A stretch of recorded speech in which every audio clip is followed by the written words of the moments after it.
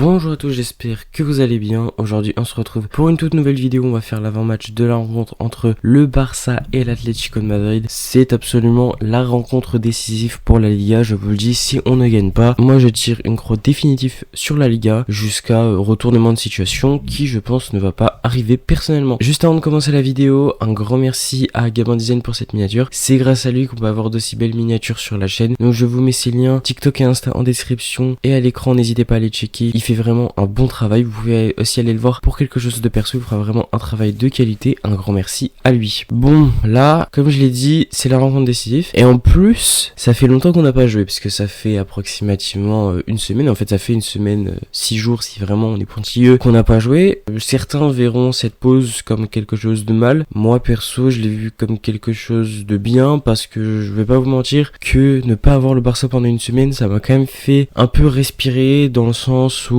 je me disais pas oui on va peut-être pas gagner encore, voilà, etc. On n'était pas sur une période très très bonne, hormis en Ligue des Champions on a géré. De toute façon la Ligue des Champions ça ne reprend qu'en janvier, donc là on est tranquille sur le sujet. Donc ouais, je vais pas vous mentir, ça m'a pas manqué de pas voir le Barça. Bien évidemment, faut revenir. C'est le match décisif, va falloir le gérer. Et d'ailleurs, on va commencer par parler de l'Atlético. L'Atlético, c'est simple, c'est la meilleure équipe de Liga depuis, je pense, notre défaite face à la Real Sociedad, même peut-être un peu avant, parce que non, en vrai, depuis la défaite face à la Real Sociedad, c'est la meilleure équipe de Liga. De toute façon, c'est simple, il y a un classement qui est ressorti. C'est sur les 6 dernières journées, le classement de la Liga. On est dernier, voilà, c'est clair et net. On est dernier de la Liga sur les 6 dernières journées. Je sais pas si on se rend compte un peu de la dinguerie. Donc non, globalement, pour moi l'Atlético est l'équipe qui m'impressionne le plus actuellement en Liga, parce que après il y a le Barça, mais ça, pour moi c'est l'Atlético. Concrètement, l'Atlético c'est pas une équipe qui va proposer un football de malade mental, qui va mettre des 18-0 partout. Après quand même, sur ces derniers matchs, j'avoue que l'Atlético est assez impressionnant quand même. On parle quand même d'un 6-0 face au Sparta Prague en Ligue des Champions, 5-0 face à Real Valladolid en Liga, 4-3 contre Séville en Liga, et 6-3-1 contre le Slovan Bratislava. Bon, après c'est le Slovan Bratislava, mais bon, quand même 3-1. Et là il y a eu un petit 1-0 contre Retafe, bon, classique, le 1-0. Ça, avec Retafe, on aurait pu s'en douter. Donc quand même, il y a des petits scores récemment. J'ai l'impression que ils ont eu un peu de mal quand même à commencer. Au début de la Liga, c'était vraiment compliqué pour eux. Ils enchaînaient les nuls, les victoires, nuls, victoires. Ils avaient un peu un manque de rythme. D'ailleurs, on voit, ils avaient enchaîné pas mal de défaites en Ligue des Champions. Ils avaient commencé par 2 défaites d'affilée en Ligue des Champions. Leur début de saison a été assez compliqué, mais petit à petit, ils ont pris le rythme. Au final, ils sont aujourd'hui qu'à une défaite contre le Real Betis. Je crois que c'est à l'Atlético de Madrid, si je dis pas de bêtises. C'est donc une équipe qui a trouvé son rythme de croisière avec un Simeone comme d'habitude. Honnêtement, moi, le rythme de croisière et la montée en puissance, je trouve qu'elle était prévisible, dans le sens où l'Atlético a un effectif qui est monstrueux, ça on y reviendra, mais surtout a fait énormément de recrues cette saison, parce que on parle quand même de, je crois, plus de 5 recrues, si je dis pas de bêtises, et c'est vraiment des recrues majeures, hein. Je crois qu'il y a plus de 3 ou 4 recrues dans le 11 actuellement, donc on parle vraiment d'un renouvellement assez important. Du coup c'est logique que les recrues doivent s'acclimater au système de Simeone, qui est bien évidemment très contraignant, très spécifique, etc.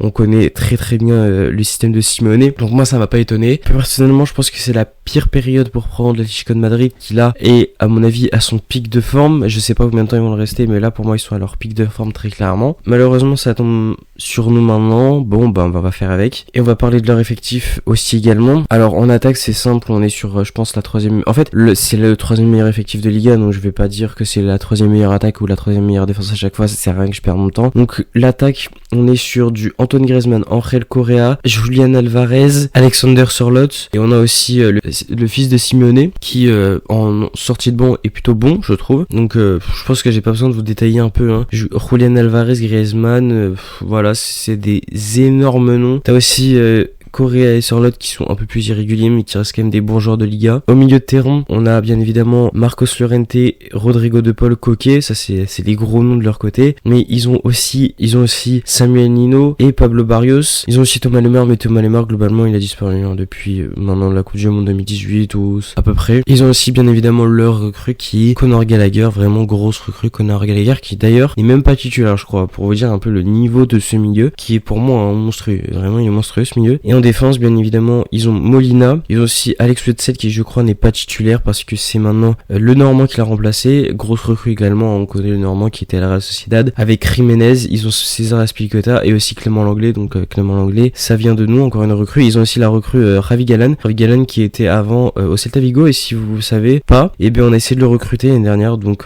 ça prouve un peu que le gars c'est pas non plus un vendeur de tapis, c'est vraiment un très gros joueur et il est vraiment très bon.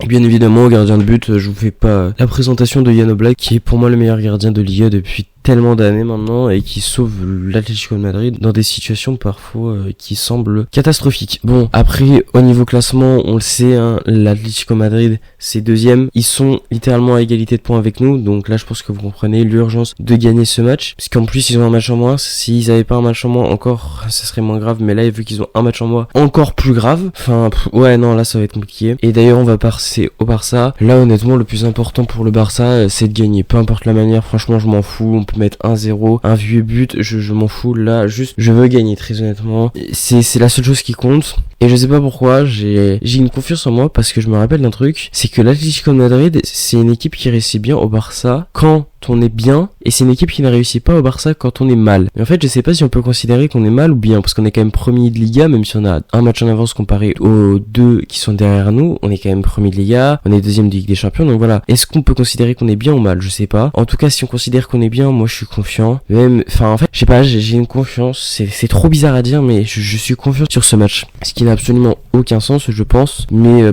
bah on verra, honnêtement on verra. En fait ce côté Barça il y a pas grand chose à dire, à part il faut faire le job, parce que si tu perds ici ou tu ne gagnes pas ici, c'est clairement fini pour la Liga, comme je l'ai déjà répété un nombre incalculable de fois. Et je pense qu'on va passer aux 11 idéal, parce que y a pas grand chose à dire, hein. Très honnêtement là y a pas grand chose à dire côté Barça. Concernant le 11 idéal, du coup Peña au cage, là on change rien. Ensuite en défense, là va y avoir une petite surprise, vous allez voir, puisque à droite je laisse Koundé, à gauche je laisse Baldé, mais en défenseur central avec Cubarsí je mets Araujo. Pourquoi Araujo? Parce que Araujo son match préféré c'est contre l'Atlético de Madrid. Je sais pas si vous vous souvenez un peu de Araujo contre l'Atlético de Madrid, mais globalement à chaque fois c'est une masterclass. Le dernier match par exemple il avait littéralement sauvé une balle de match, il me semble, à la dernière seconde sur la ligne. Donc bon, c'est un exemple, mais globalement je trouve que Araujo vraiment il fait des très bons matchs contre l'Atlético de Madrid. Je sais que c'est très dangereux de lancer un mec qui revient de blessure de 5 mois contre une aussi bonne équipe que l'Atlético de Madrid, mais je suis confiant. Au milieu,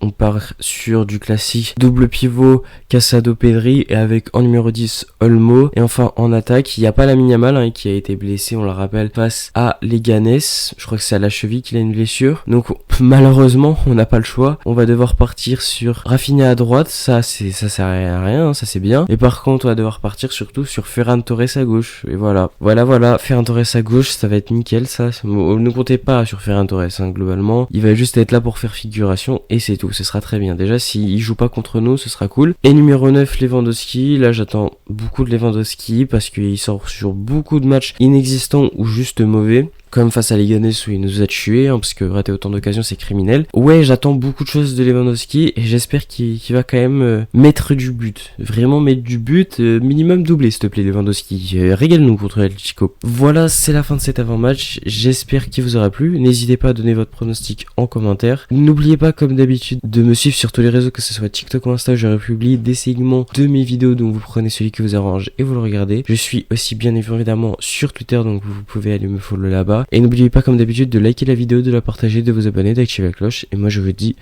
tchuss.